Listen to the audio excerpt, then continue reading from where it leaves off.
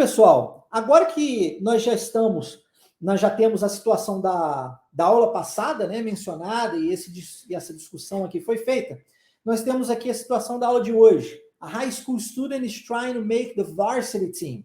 Então você já sabe, esse aluno tentando entrar no varsity, no time principal da escola, para que ele possa ganhar essa bolsa. Mas para isso, ele precisa de ser testado, ele precisa de passar numa prova.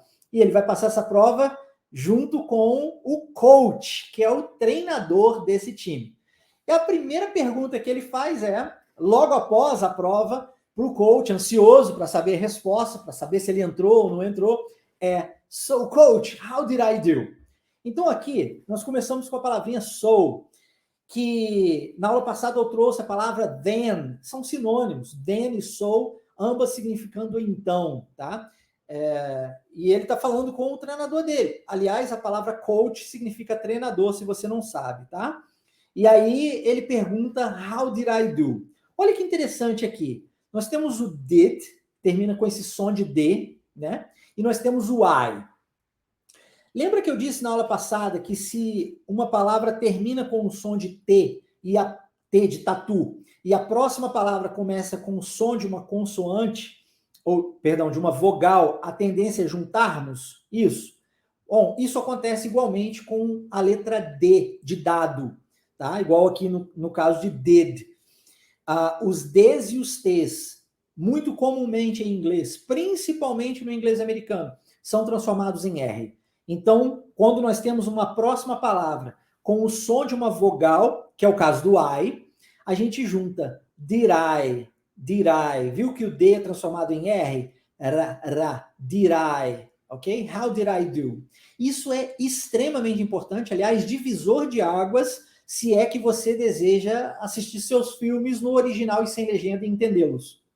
Porque ninguém nos filmes vai falar assim, how did I do?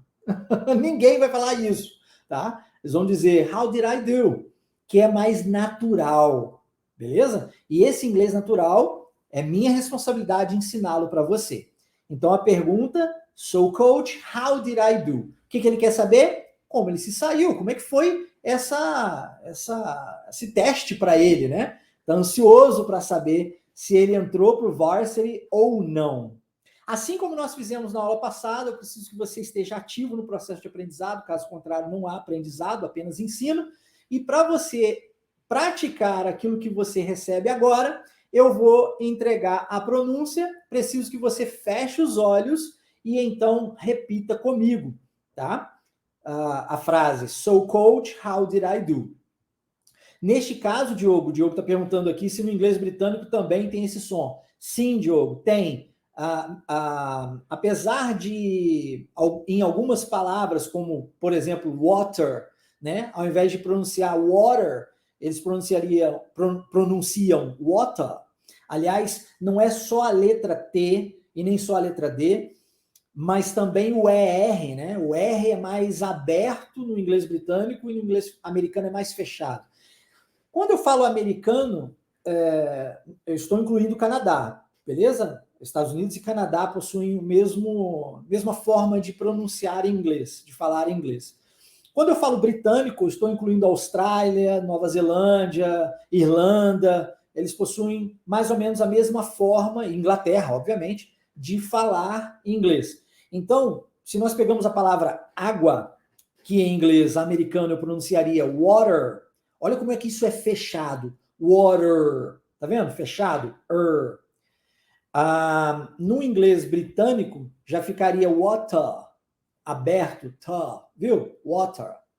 E essa diferença, ela não nos impede de nos comunicarmos com o outro, mas é importante que o professor treine você para isso.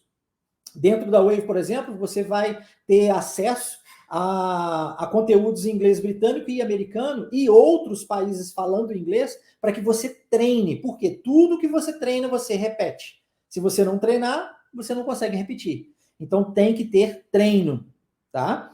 A forma na qual você vai falar é você quem opta. Se você quiser dizer, so coach, how did I do? tá tudo bem. Você só não pode optar pela forma na qual o outro vai falar com você. O cara fala para você, how did I do? Você fala, não, não, não, fala direito. Fala direito. Não, esse, como é que é? Não, é how did I do? Não tem como, né? E para haver um diálogo, você precisa compreender o outro naturalmente, tá? Então, ter esse treinamento em ambas as partes, de ambas as partes, é de nossa responsabilidade enquanto escola passar isso para o aluno, ok? Mas existem algumas nuances, como, por exemplo, alguns vocabulários, isso também é passado. No caso agora, quem mora em Portugal sabe muito bem que eu estou usando uma camisola, né? Mas no Brasil isso aqui é chamado de camisa. Então, você vê que é o português, do mesmo jeito. Você consegue se comunicar do mesmo jeito. Mas eu não posso treinar você, às vezes as pessoas perguntam assim, poxa, na Wave, é que tipo de inglês, americano ou britânico? Poxa, eu não posso treinar você apenas para ir para os Estados Unidos e Canadá. Né? Tampouco posso treinar você apenas para ir para a Inglaterra. Inglês é língua universal, você precisa se comunicar com o japonês, caso você o encontre. Então, você precisa ser treinado, treinada para a vida, né? Seja em qual situação for, você precisa estar pronto, estar apto, apta para isso, né? Aí, ó, em Portugal, o Luiz Henrique está dizendo que banheiro é casa de banho, tá vendo? Até mais parecido em inglês, né? Bathroom, ou local de banho, né? Mais parecido. Beleza, vamos à pronúncia então dessa frase. Vamos lá. A ideia, o melhor, você já sabe, é você fechar os olhos e escutar e logo em seguida repetir, tá? Porque se você for ler a frase, a tendência é você buscar o padrão linguístico do português e muito possivelmente você vai falar errado. Então, o problema na pronúncia está, na verdade, neste momento, na leitura. O ideal não é ler nesse momento, mas sim escutar e repetir. Vamos treinar? Então, vamos lá. So, coach, how did I do?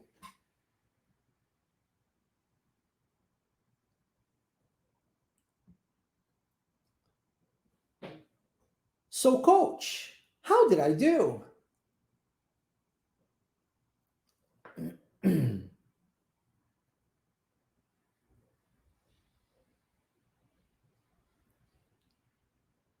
So, coach, how did I do?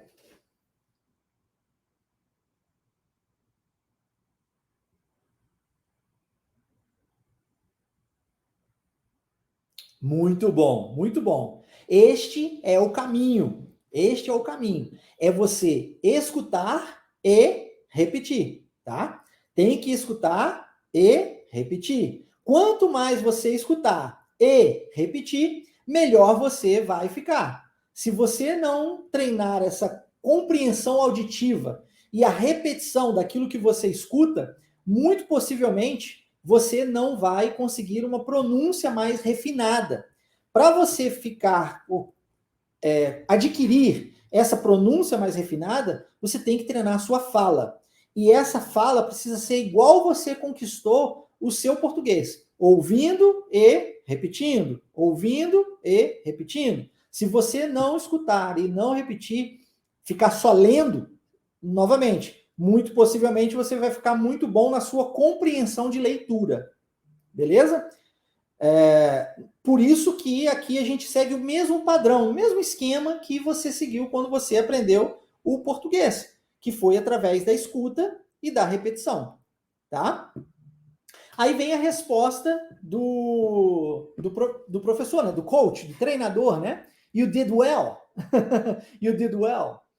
E quando ele diz isso, óbvio, nós já sabemos que a situação já aconteceu, porque ele já passou pela prova, pelo teste, e agora ele está perguntando como é que ele foi, como é que ele se saiu no teste. How did I do? E depois o professor diz, you did well, significa que ele foi o quê? Foi bem, né? You did well, tá? Vamos repetir essa frase? You did well. You did well.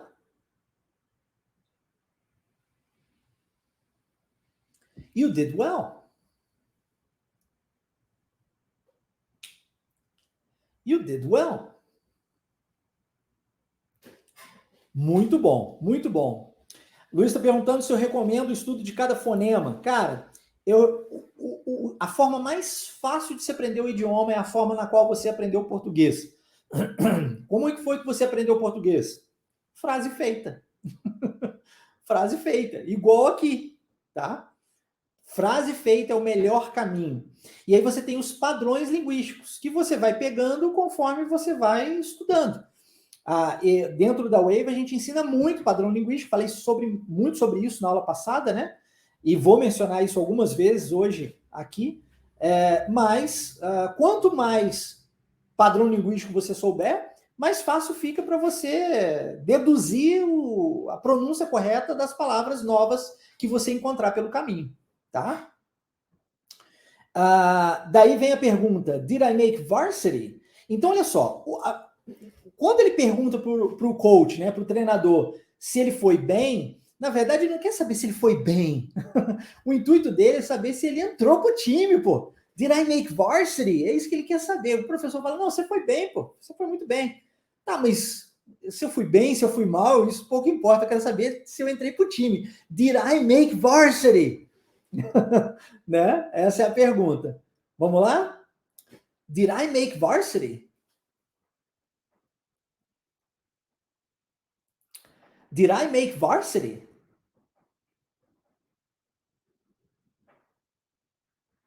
Did I make varsity? É isso. Agora, varsity, tá vendo o T sendo transformado em R? Pronúncia de inglês americano. Obviamente, eu fui criado nos Estados Unidos, né? Como que o britânico pronunciaria isso? Muito possivelmente varsity, como T com som de T. Beleza? Did I make varsity? Ele pergunta. Qual é a resposta do coach, do treinador? I still gotta think about that. Aí, meu querido, minha querida, bate aquela ansiedade básica, né? Por quê?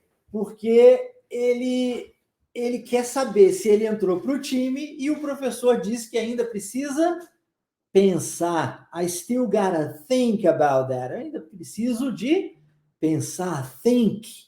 Olha a pronúncia novamente do TH aqui, ó, não vozeado. Think. Think. Tá? I still gotta. Olha novamente o T sendo transformado em R. Gotta. I still gotta think about that. Outra curiosidade em inglês, independente se americano ou britânico, é a omissão de um dos sons caso o final de uma palavra possua o mesmo som do início da próxima palavra. No caso de about, termina com o som de T, that começa com o som de T, aliás, mais para TH, né? Mas a tendência é omitirmos um desses T's e falarmos about that. About that. Tá vendo? A gente engole o T do about e emenda direto no that. About that. Outro detalhe muito comum, independente se em inglês britânico ou americano, é a omissão do T. Então, that. Olha só. I still gotta think about that. Ao invés dele falar that, ele diz that. Isso é muito, muito comum mesmo. Você vai ouvir isso com muita frequência quando você escutar seus filmes, ou as suas músicas, ou seus vídeos. Você vai ouvir isso, ou quando você conversar com um nativo, você vai escutar muito disso. A omissão dos T's em inglês é extremamente frequente. Então, I still gotta think about that. Aí eu digo para você, pode pronunciar I still gotta think about that com esse som do T no final? Pode. Você escolhe a forma na qual você fala. O que você não pode escolher é a forma na qual o outro fala com você. Isso não tem jeito, tá? What about acontece do mesmo jeito, Carlos. What essa junção, né? What, tá? What about? Isso a gente viu também, né, na aula passada. What about you? É isso aí. Então, I still gotta think about that. Vamos repetir? Lembre-se que o objetivo aqui não é se preocupar com cada uma das palavras isoladamente, mas sim com a frase por completo, tá? Então você tenta repetir da melhor forma que você puder, sem leitura. Escute e depois repita. Melhor forma que você puder. Nós não estamos em busca de perfeição, mas em busca de evolução, e evolução só acontece via treino. Então tem que treinar. Vamos lá? I still gotta think about that.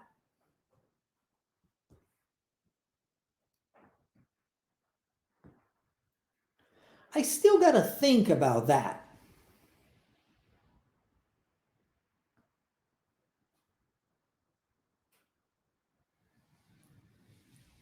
I still gotta think about that.